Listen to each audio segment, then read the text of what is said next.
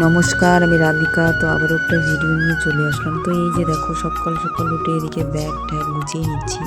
কোথায় যাব তোমরা একটু গেস করে বলো।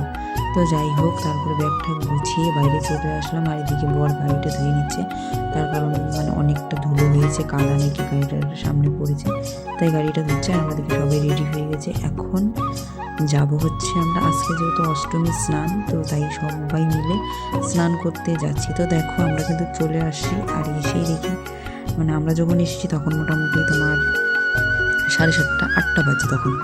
তো দেখো এসেছি, আর এত ভিড় দেখো। তারপরে দেখো নদীতে যেহেতু, আর আমরা না বাড়ির থেকে এমনিতে সবই নিয়ে আসছি, কলাটা হচ্ছে নিয়ে আসিনি, তাই আমি আমার বর গিয়ে কলাটা নিয়ে আসলাম। আর তারপরে হচ্ছে লবণের প্যাকেট দিতে হয়, তাই আমি লবণের প্যাকেট প্রত্যেকবারই দিই। তো এই যে দেখো, লবণের প্যাকেট নিয়ে এসেছি। আর এখন চলে যাচ্ছি আমার যা ভাসুরা যেখানে আছে, তো সেখানটায় সবাই হেঁটে হেঁটে এসে যাচ্ছি দেখো। আর কারা কারা এই তোষার পাড়ে তোষার এখানটায় স্নান করতে আসো, তো কমেন্টে বলো। তো তারপরে দেখো, আজকে জলগুলো এত ঘোলা, প্রচণ্ড ঘোলা। তো যাই হোক, ঘোলা।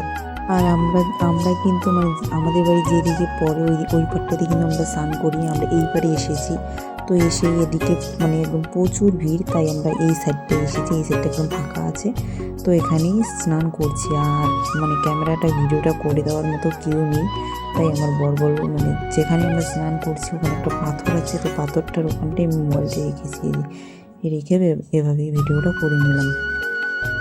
আর এইদিকে আমার মেয়ে তো জল থেকে উঠতেই চাচ্ছে না, এত ঠান্ডা জল, তবুও ওর হচ্ছে না, ও একদম উঠবেই না, জোর করে। দেখো ওর পাপা ওঠাল, আর আমি না ওটার সময় পড়ে গেছিলাম, পাথর দেখিনি।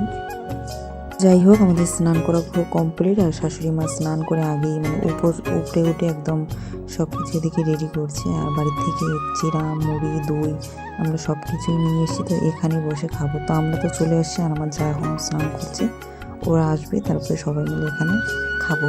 তো তারপরে শাশুড়ি মা বললো জিলাপি নিয়ে আসিনি, তো আমি আমার বর দুজন মিলে যাচ্ছি হচ্ছে জিলাপি আনতে। এই যে দেখো, আর এটা এখানে যে দোকানটা দেখতে পাচ্ছ, এই যে এটা নতুন হয়েছে।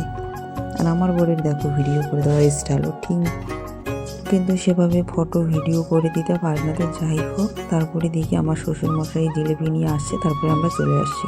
তো এসেই সব, আর এদিকে শাশুড়ি মা বাড়ি থেকে দেখি বাটিও নিয়ে আসছে, আমি দেখিনি, বাটিতে করে সবাইকে দিচ্ছে। আর আমি আমার বরের আমি দই চিড়া খেতে ভালোবাসি না, তাই আমি একটু মুড়ি খেয়েছি বরের ওখান থেকে, আর জিলেপি খেয়েছি।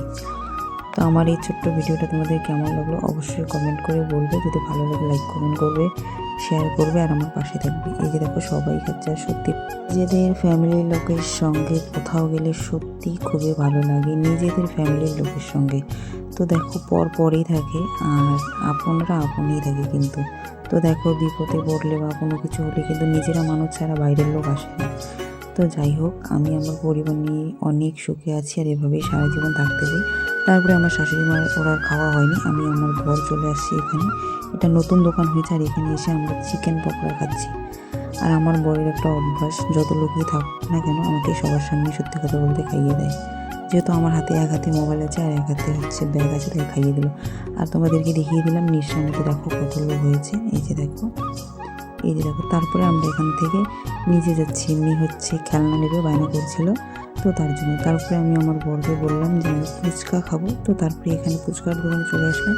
আর দোকানটা একটু ফাঁকাই ছিল, তাই না ফুচকাটা হেভি টেস্ট ছিল, একদম লবণ ঝাল একদম ঠিক ছিল, দারুণ। সত্যি বলতে ফুচকাটা আমার দারুণ লেগেছে। তো যাই হোক, আমি একাই ফুচকা খেলাম, আমার বড় খাবে না। তো টাটা, বাই বাই, আর নেক্সট ভিডিওতে দেখা হচ্ছে।